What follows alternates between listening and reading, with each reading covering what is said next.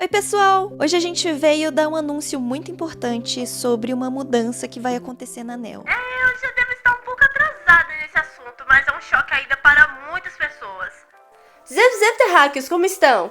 Agora no final de maio, no dia 27, surgiu um vídeo chamado Mudança.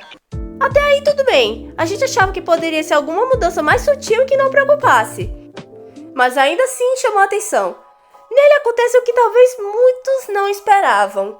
O fim da Neobaca como agência de VTubers e que agora todos os VTubers que eram dentro dessa agência iriam seguir suas carreiras independentes. Que tudo que representava eles ainda ia continuar e que a Neobaca daqui em diante seria uma loja criadora de eventos para VTubers. Mas para quem ficou no meio do espaço sem entender sobre esse fim, fique tranquilo que eu vou contar o que de fato estava acontecendo. Antigamente, em 2021, a Neobaca era somente o grupo VTuber, inicialmente com 4 integrantes, que eram Toshirus, Dutch Will, Ares e Cici Kawaii. Porém, um tempo depois a Cici saiu, somente ficando o trio mais famoso da comunidade VTuber BR. Muita gente hoje em dia não sabia que desde o início era um quarteto, mas que somente durou pouco tempo, o que não foi suficiente para ser lembrado como integrante da Neobaca. Após isso, o que era um grupo se tornou uma agência um ano depois, em 2022. No segundo semestre, o trio virou novamente o quarteto com a chegada da Meling, e que estava indo tudo bem, porém em 2023 tudo começou a desandar com a estranha saída da mesma. E que começou a rolar burburinhos do que teria acontecido para ter uma saída repentina da pessoa que a gente menos esperava. E detalhe, viu? Ela tinha um canal de gacha dublagem que antes dela virar VTuber era a gachatuber brasileira com mais inscritos. Ela teve uma breve volta por lá, mas novamente sumiu assim como houve a entrada da Meling na NEL anteriormente.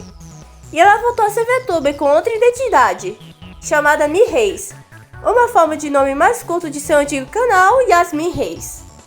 Após seu debut como Mi Reis, várias pessoas começaram a perguntar sobre sua saída da Neobaca, o que deixava ela bem desconfortável.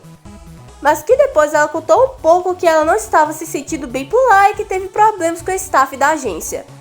Daí muitas pessoas começaram a colocar a culpa nos integrantes da NEL, o que não tinha nada a ver e que rolou a primeira mancha por lá, sendo criticada negativamente, colocando o VTuber sob pressão do desabafo da Mi. Olha que só foi um desabafo e que ela não queria que ninguém fosse tacar hate por lá, pois já era passado. Mas infelizmente não adiantou muito. Daí vieram os seres humanos malucos que inventaram uma história que foi comparada com fanfic. E um monte de gente acreditou, para terem noção.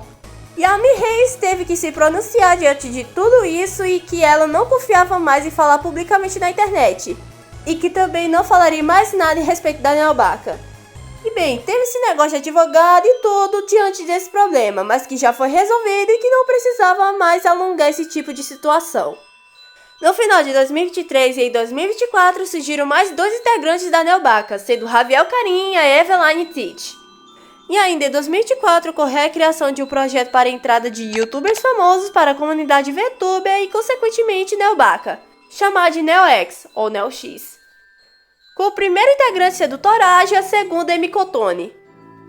Toraji permaneceu pouco tempo na Neobaca após atrapalhar suas atividades no canal Mundo Torajo e teve uma saída pacífica.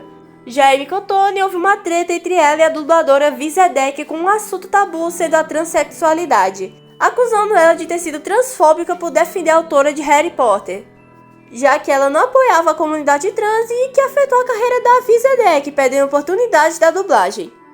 Surgindo outra mancha na NEL. Vinha sendo inocentada depois, processou a Emikotone considerando isso uma calúnia e que ela teria que pagar R$25 mil pelo prejuízo que a causou. Emikotone, não aceitando isso, se vitimiza dizendo que não tinha muitas condições e ter dito que a Vicky não foi totalmente inocentada do caso, ainda insistindo que ela foi transfóbica. Porém, a defesa foi contra os ataques da autora e não do que ela pensava. Enfim, após tudo isso, meses depois a Emikotone saiu da Neobaca, mas que foi por não renovar o contrato e não pela treta, e que hoje ela saiu da comunidade VTuber. A última mancha da NEL foram com as gêmeas Mono e Momo, que foram as últimas integrantes a entrar na agência. Desde o debut delas, elas já foram criticadas por não terem um design tão hacker e ser mais simples, já que eram as gêmeas hackers. Ver uma pessoa do Twitter falar sobre coisas que as gêmeas falavam em suas lives, principalmente sendo de assuntos adultos e que saía vários cortes com esse tipo de assunto. E que o canal delas era para as pessoas mais jovens, já que elas tinham uma aparência de incentivar isso. Ou seja, elas tinham um design mais jovem do que os outros VTubers. Com muitas pessoas achando que eram menores de idade e recebiam mensagens indecentes e que era bem desconfortável e estranha para a comentarista. Uma das gêmeas reagiu de forma infantil sobre a situação, enviando imagens ignorantes como "perguntei?", mas após isso removeu as imagens e pediu desculpas pela atitude. Sobre os códigos, o dono de um dos compilados desses códigos se pronunciou e disse que era para ser chamativo para as pessoas assistirem, e que na verdade os títulos e thumbs na maior parte eram dos inscritos que cantavam gêmeos com duplo sentido, mas que o público da Mona e Momo era para ser na verdade para maiores de idade, ocorrendo uma confusão, pois no começo a intenção era para ser mais infantil, mas que ocorreu uma mudança repentina e os inscritos mais jovens continuavam acompanhando elas. A comentarista e as gêmeas tinham se resolvido por uma conversa privada, mas a gota d'água foi quando um dos youtubers de opinião falou sobre o caso e resumiu, lendo os posts e dizendo sua opinião, o que recebeu comentários positivos das gêmeas e do Javier Karim, falando que estava sendo lúcido.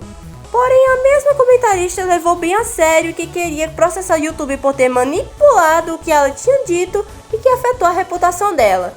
Caso não removesse o vídeo, disse que o processo iria realmente acontecer. Porém, ele tinha interpretado tudo o que estava no vídeo como um ataque para as gêmeas. A situação, que já tinha virado uma bola de neve, veio até a Nelbaca e aos integrantes, e afetou eles.